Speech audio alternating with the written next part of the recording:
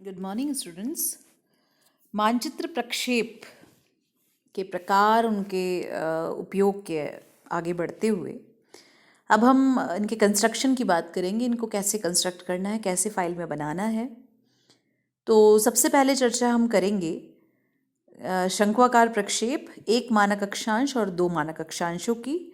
आप practical file ले लीजिए और शुरुआत में जो राइटिंग पेपर है, लाइनदार कागज़ है, उस पर आप मानचित्र प्रक्षेप की परिभाषा और उनके प्रकारों का वर्णन आप करीब 2-1 पेज में कर लीजिए। और उसके बाद जो ड्राइंग शीट है उसके ऊपर हम ये कंस्ट्रक्शन करेंगे और उसके लेफ़्ट की तरफ आप जो राइटिंग पेज लगाएंगे उसमें आप क्वेश्चन लिखेंगे और उसके गुण दोष और उसके जितना भी रचना विधि है वो सारा आप उसी में लिखेंगे।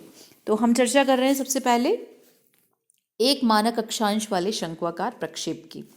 देखिए, शंक्वाकार प्रक्षेप में जैसा हमने बात की थी, कल्पना की जाती है कि शंकु ग्लोब के ऊपर रखा जाता है और इस प्रकार रखा जाता है कि उसका शीर्ष ग्लोब की धुरी की सीध में हो। ऐसी दशा में शंकु ग्लोब को किसी एक अक्षांश रेखा पर स्पर्श करता है। इस स्पर्श की गई अक्षांश रेखा को स्टैंडर्ड पैरेलल या मानक अक्षांश कहा जाता है। अन्य अक्षांश एवं देशांतर रेखाओं को शंक्वाकार कागज के भीतरी तल पर प्रकाश की किरणों की द्वारा स्थानांतरित कर लिया जाता है और शंकु को फैलाकर शंक्वाकार प्रक्षेप प्राप्त किया जाता है। शंक्वाकार प्रक्षेप में प्रामाणिक अक्षांश ही ऐसा आदर्श वृत्त है जो प्रक्षेप पर शुद्ध, यानी कि मानक अक्षांश जो है वही शुद्ध प्रदर्शन करता है। जैसे जैसे आप उससे ऊपर या उससे इक्वेटर की तरफ जाएंगे वैसे वैसे डिस्टॉर्शन या विकृति बढ़ती चली जाएगी। ये एक प्रतिबिंबित प्रक्षेप है। अब हम प्रश्न देखते हैं। प्रश्न इस प्रकार है कि एक प्रामाणिक अक्षांश साधारण शंक्वाकार प्रक्षेप की रचना कीजिए जिसका निरूपक भिन्न 1:12.5 मिलियन हो तथा प्रामाणिक अक्षांश 45 डिग्री या स्टैंडर्ड पैरेलल जो मानक अक्षांश है वो 45 डिग्री उत्तर, अंतराल 15 डिग्री और विस्तार 60 डिग्री पूर्व से 60 डिग्री पश्चिमी देशांतर एवं 0 डिग्री उत्तर से 75 डिग्री उत्तरी अक्षांश हो। तो इसमें सबसे पहले जो हम ज्ञात करते हैं वो पृथ्वी के लघुकृत गोले का अर्धव्यास ज्ञात करते हैं, जिसके लिए फॉर्मूला है पृथ्वी का वास्तविक अर्धव्यास बटा निरूपक भिन्न का हर पृथ्वी का दिया गया अर्धव्यास। तो पृथ्वी का वास्तविक अर्धव्यास है 63.5 मिलियन। तो और पृथ्वी का जो दिया गया अर्धव्यास है वो 12.5 मिलियन है। तो हम जब इसे डिवाइड करते हैं तो आएगा 5.08 सेंटीमीटर। तो अब हम क्या करेंगे कि यहाँ पर आप देख रहे हैं 5.08 सेंटीमीटर की एक रेखा खींचेंगे और इसके द्वारा यहाँ पर हम देखते हैं, यहाँ पर ये जो रेखा आप देख रहे हैं ये 5.08 सेंटीमीटर की एक रेखा है। फिर प्रकार की सहायता से अ बिंदु पर प्रकार रखकर इसे ख बिंदु तक पेंसिल को खींचेंगे और उसके बाद एक चतुर्थांश, वृत्त का चतुर्थांश बनाएंगे और इन्हें आपस में 90 डिग्री के एंगल डालते हुए जोड़ देंगे।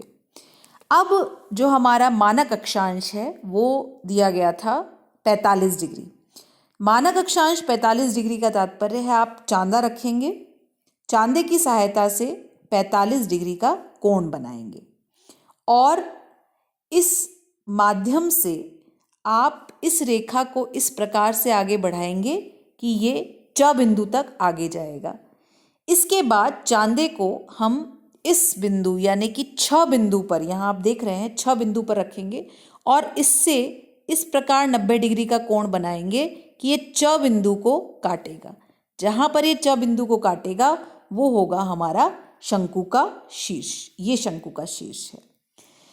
अब दूसरा काम हमें क्या करना है, ये तो हुआ पहला चरण। इसके बाद हम चांदे की सहायता से ही जो यहाँ पर 15 डिग्री, चूंकि अंतराल दिया है 15 डिग्री, तो 15 डिग्री का एक कोण बनाएंगे और इसे फिर प्रकार में भरकर, इस दूरी को प्रकार में भरकर यहाँ चाप रखकर, अ बिंदु पर चाप रखकर फिर इसे यहाँ पर खींचेंगे और इसके पश्चात इस बिंदु से यानी फ बिंदु से जहाँ पर ये इंटरसेक्ट करेगा, जहाँ पर ये कटेगा, वहाँ से एक सीधी रेखा खींचेंगे। यहाँ पर आप देख रहे हैं कि यह एक सीधी रेखा खींची गई है 90 डिग्री की।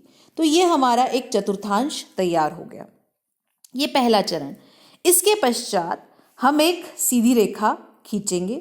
ये सीधी रेखा जिसमें यहाँ शंकु के जो बिंदु बताया गया था आपको, वहाँ से यहाँ रख करके इस रेखा पर और मानक अक्षांश तक की दूरी यानी कि 45 डिग्री तक की दूरी को प्रकार में भरकर एक चाप इस प्रकार से बनाएंगे। कहाँ से कहाँ तक? शंकु के शीर्ष से 45 डिग्री मानक अक्षांश तक की दूरी को लेंगे। इसके बाद चूंकि हमारा अंतराल जो है वो 15 डिग्री है, फिर प्रकार में ये दूरी जो ये ख और ग के बीच की 15 डिग्री की जो दूरी थी, इसे भरकर इसे केंद्र में 45 डिग्री के बिंदु से यहाँ से प्रकार की सहायता से, चूंकि 45 डिग्री का है तो इसके ऊपर हमें 15 डिग्री 60 यानी 60 और 15 डिग्री 75 डिग्री तक का हमें, आप ये देखिए विस्तार हमें 75 डिग्री का प्रदर्शित करना है। तो यहाँ से हम 60 और 75 इसी तरह से इक्वेटर की तरफ हम बढ़ रहे हैं। तो इक्वेटर की तरफ बढ़ेंगे तो क्रमशः 15-15 डिग्री घटाइए, 30 डिग्री, 15 डिग्री और 0 डिग्री यहाँ तक का हम निरूपण करेंगे। फिर हम इनको छोड़ दीजिए। अब यहाँ पर प्रकार का जो नोक है वो यहाँ पर शंकु के शीर्ष पर रखेंगे और क्रमशः प्रकार को इन बिंदुओं तक स्ट्रेच करके, खींच करके चाप इस तरह से बनाते जाएंगे। ये हमारा क्रमशः देख रहे हैं आप 0 degree, 15 degree, 30 degree, 45 degree, 60 degree और 75 डिग्री, इनको आप लिखेंगे।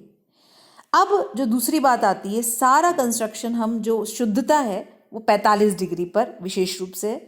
तो अब हम यहाँ पर, अब आती है देशांतरों की बात। देशांतरों के लिए जो 15 डिग्री का ये जो बिंदु था, इस दूरी को हम प्रकार में नापेंगे और इसे क्रमशः इनके, चूंकि ये जो दूरी 60 डिग्री को दिखाया गया है, तो 15 0 डिग्री से केंद्र मान करके 15, 30, 45 और 60 इस प्रकार से राइट और लेफ्ट दोनों कॉर्नर्स पर चिन्ह लगाएंगे। फिर शीर्ष बिंदु से, शंकु के शीर्ष से इन्हें मिलाते हुए सीधी रेखा खींचेंगे। क्योंकि शंकु का शीर्ष हमें जो प्रदर्शित करना है वो यहाँ पर 0 से 75 डिग्री, तो शंकु का शीर्ष हम नहीं दिखाएंगे, इन्हें इस प्रकार से जोड़ेंगे और बाकी को रब कर देंगे, हम मिटा देंगे इस तरह से। ये क्योंकि शंकु के शीर्ष से ही ये खींची गई रेखाएं हैं। यहाँ हम देख रहे हैं बाकी एक्स्ट्रा पार्ट को हम यहाँ पर मिटा देंगे, हटा देंगे। ये बात विशेष रूप से ध्यान रखिए। और अक्षांश और देशांतर क्या हैं उनका यहाँ लिखना, जिस तरह से दिखाया गया उनको लिखना ज़रूरी है। RF लिख देंगे आप नीचे और यहाँ पर ऊपर टाइटल लिखेंगे किस प्रकार से ये है। अब शंक्वाकार प्रक्षेप जिसकी बात ये की गई है, ये यहाँ पर रचना विधि है, मैं आपको PDF में भेज दूंगी जिससे आपको समझने में सुविधा हो जाएगी। इसकी उपयोगिता यह है कि यह प्रक्षेप ऐसे देशों के लिए अधिक उपयोगी है जो कम विस्तार रखते हैं अथवा प्रामाणिक अक्षांश के सहारे पूर्व से पश्चिम में अथवा मध्य देशांतर के सहारे उत्तर से दक्षिण में अधिक विस्तार रखते हैं। उत्तर दक्षिण में कम विस्तार वाले देशों जैसे डेनमार्क, पोलैंड और नीदरलैंड आदि देशों को प्रदर्शित करने के लिए प्रक्षेप उपयोगी हैं। यह प्रक्षेप जावा, क्यूबा जैसे छोटे द्वीपों तथा चिली जैसे द्वीप देशों के लिए भी उपयोगी हैं। तो आशा करती हूँ कि ये जो साधारण जो एक मानक अक्षांश वाला साधारण शंकु प्रक्षेप है आपको समझ में आया होगा।